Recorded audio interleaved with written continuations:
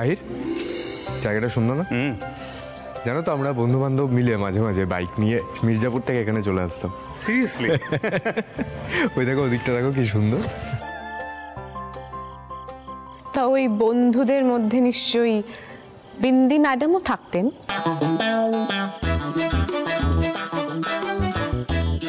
এখন এই কথাটাই বলতে হলো তোমাকে? হ্যাঁ, তো সেটাই কি স্বাভাবিক নয়?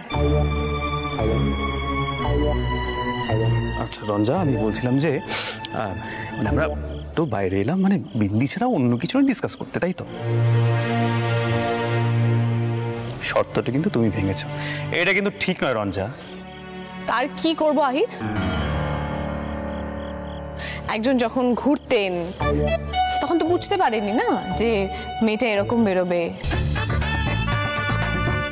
তখন চুটিয়ে বাইক নিয়ে ঘুরেছেন, আইসক্রিম খেয়েছেন প্রাণ ভরে। আর ওদের জন্য এখন আমরা কি করছি? আমরা এখানে ভুগছি। মাঝে মাঝে এটা ভাবলে না আহির, আমার জাস্ট মাথাটা গরম হয়ে যাচ্ছে। ও মল্লারদা, তুমি রঞ্জার কথায় খেপে যেও না। আসলে রঞ্জার একটু হিংসে হচ্ছে, কারণ সম্পর্কটা তো আর আগের মতো নেই, তাই না? পিলু, খামোখা আমি বিন্দিকে কেন হিংসে করতে যাব? কোন দুঃখে? আহা, বিন্দি নয়, মল্লারদা যে আগে অনেক মেয়ের সাথে ঘুরেছে, মেলামেশা করেছে, সেসব কথা ভাবলে রঞ্জার আজকাল একটু হিংসে হয়। হয় হয় আসল কথাটা কি বলবো, সম্পর্কটা আগের থেকে অনেক বেশি গভীর হয়েছে। শোনো, তুমি কি বলো?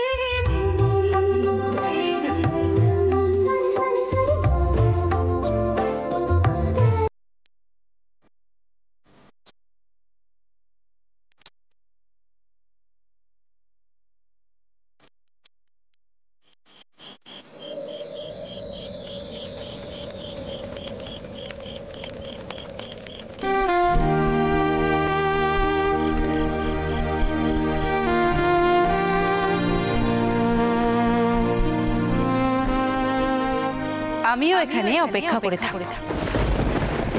তোমরা যদি কোনো সাবুত না আনতে পারো তাহলে কিন্তু বিন্দির সাথে তোমার আবার শাদী হবে।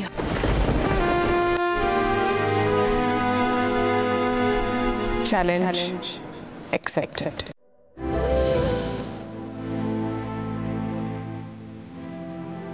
কেউ কখনো ভেবেছিল রঞ্জিনী মুখোপাধ্যায় এইরকম একটা অভিজ্ঞতার মধ্যে দিয়ে যাবে?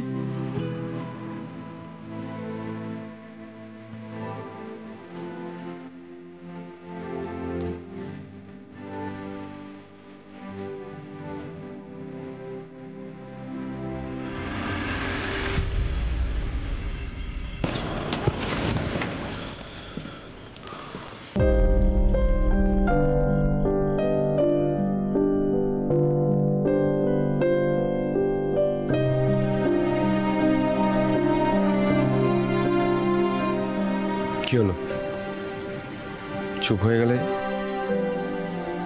এমনি কি বলবো বলো?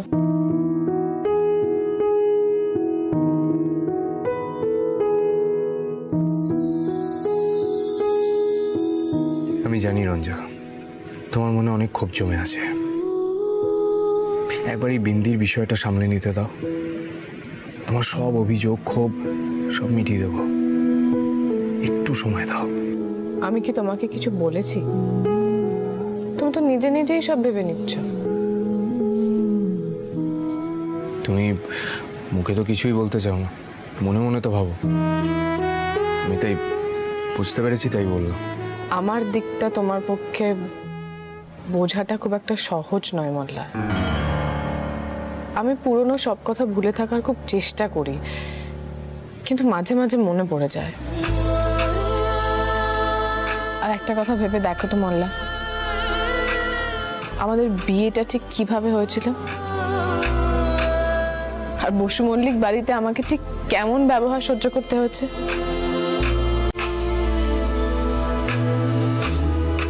এগুলো ভাবলেই না আমার ভীষণ অস্থির লাগে মল্লা।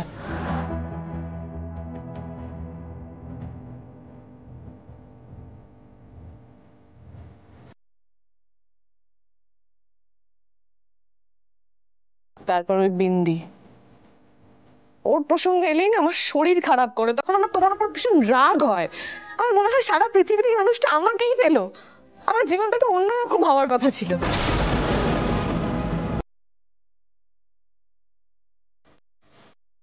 আর ঠিক এই কারণে আমি মুখটা বন্ধ রাখি।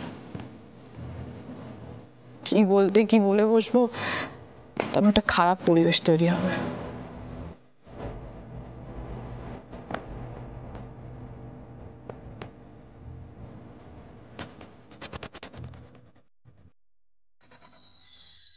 আমাকে দাও।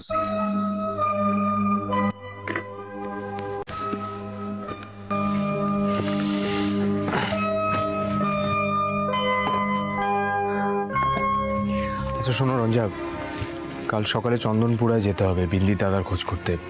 অনেক রাত হয়ে গেছে, শুয়ে পড়ো। আমি নিচে শুয়ে পড়ছি। না, এটা কি বাড়ি নাকি? তুমি খাটেই শুয়ে পড়ো। মানে তোমার অসুবিধা হবে না? একটা পার্টিশন করে নিলেই হবে।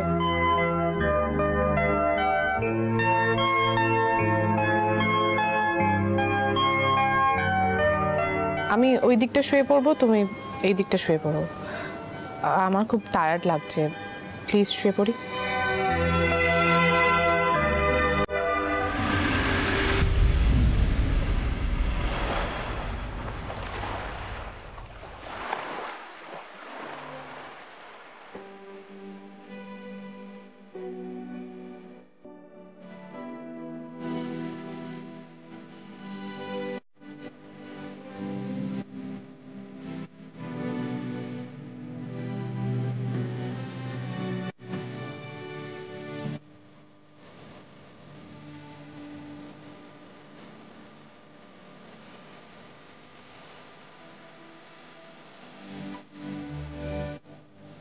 আমার মনে হয় সারা পৃথিবীতে এই মানুষটা আমাকেই পেলো। আমার জীবনটা তো অন্যরকম হওয়ার কথা ছিল।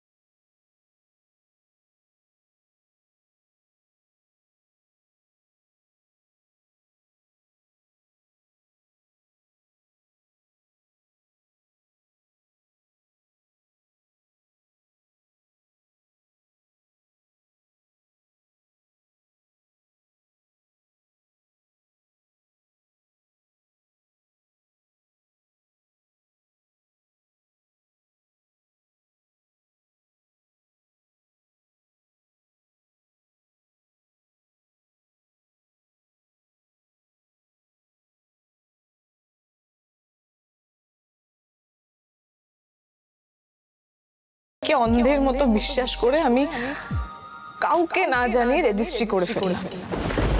বিয়ের দিন সবকিছু ভেঙে চুরে চুরমার হয়ে গেল।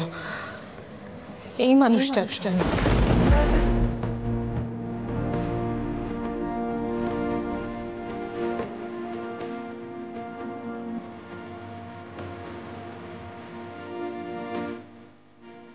তারপর তো এই বাড়িতে আসার পরে মারামারি লেগেই ছিল। আর যখন আমি এটা বুঝতে পারলাম যে মল্লার বসু মল্লিক আস্তে আস্তে পাল্টে যাচ্ছে, তখন বিন্দি চলে এলো। এত কিছুর পরে মল্লারের মুখের কথাটা মেনে নেওয়া আমার কাছে সহজ ছিল না, কিন্তু আমি মেনেছিলাম তো। তারপর ওদেরই একজন চেনা পরিচিত লোক এসে বলল যে মল্লার আর বিন্দির বিয়েটা হয়েছে। জানি না কোনোদিনও রঞ্জার কষ্ট দূর করতে পারবো কিনা। এর কথা মনে হলেই এত অস্থির কেন হয়ে পড়ি আমি। মনে হয় খুব অবিচার হচ্ছে রঞ্জার ওপর, আর আমি সেই অবিচারের একটা অংশ। খুব খারাপ লাগে আমার, খুব খারাপ।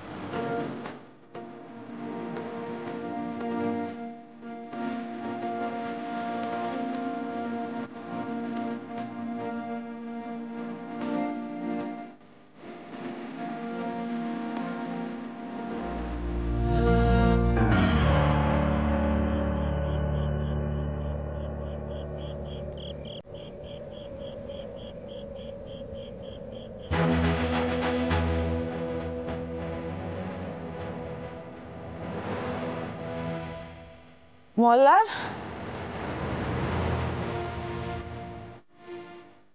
মল্লার কি হলো? এত রাতে কোথায় গেল?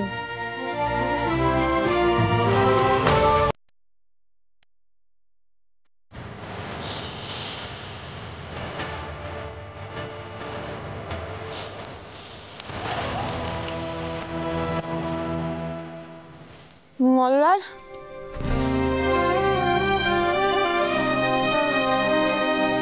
কি হলো?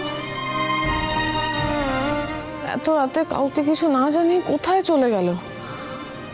অদ্ভুত লোক তো।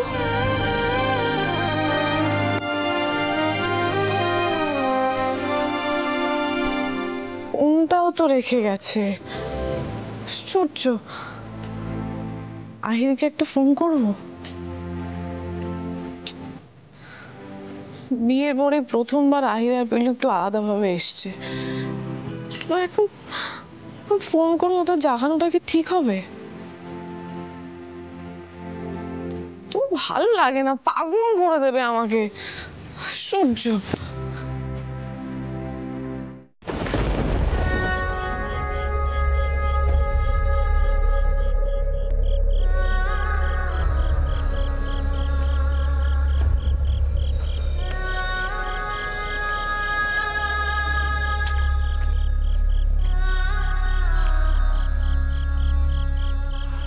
দূর বাবা, কোথায় যে চলে গেল? লনেও নেই, আশেপাশেও নেই। আশ্চর্য। একবার পাই না, তারপর দেখাচ্ছি মজা আমি।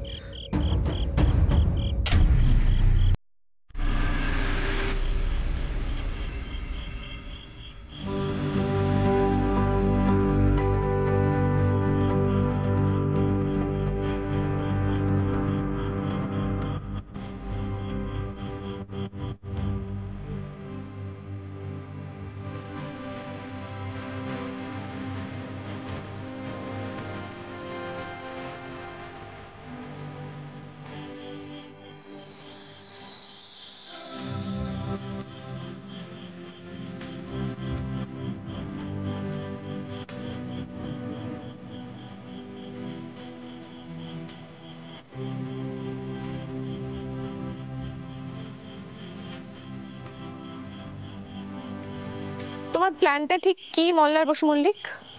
না মানে আমাকে একটু এক্সপ্লেন করে বলবে তুমি ঠিক কি প্ল্যান করেছো? রঞ্জাকে তো পাগল করেই দিয়েছো, এবার কি পাগলা গারদে পাঠানোর প্ল্যানিং আছে? তুমি এভাবে এরকম একটা অন্ধকার জায়গায় বেঞ্চের মধ্যে শুয়ে আছো কেন? এটা কি ধরনের ব্যবহার? আমি তো তোমাকে এমন কিচ্ছু বলিনি যার জন্য রেগে মেগে তোমাকে এখানে চলে আসতে হবে।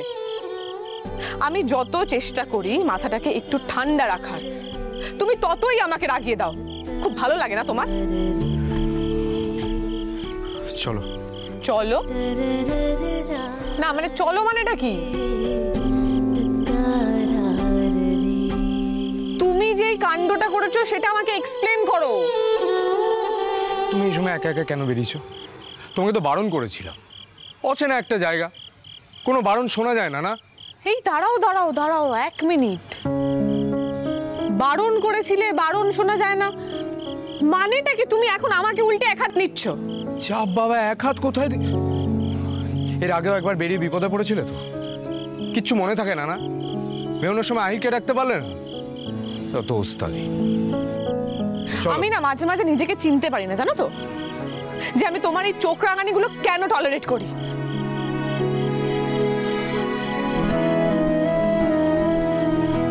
ছাড়ো ছাড়ো, আরে আরে ছাড়ো।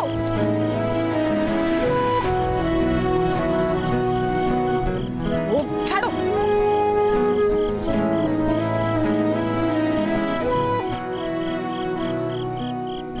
বলছি লজে ফিরবে না এখানে গাছতলায় বসবে?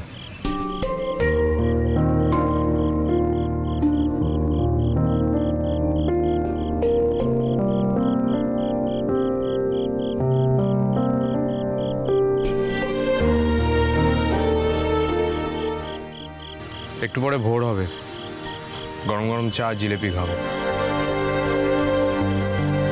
ভালো লাগবে। আমার ভালো মন্দ নিয়ে তোমার মাথা ব্যথা আছে? তুম করে কাউকে কিছু না বলে বেরিয়ে এলে, এখন সরি না বলে হম্বি তম্বি করছো, আবার আমাকে চার জিলিপির লোভ দেখাচ্ছ। আমি না সত্যি তোমাকে বুঝতে পারবো না কোনোদিনও।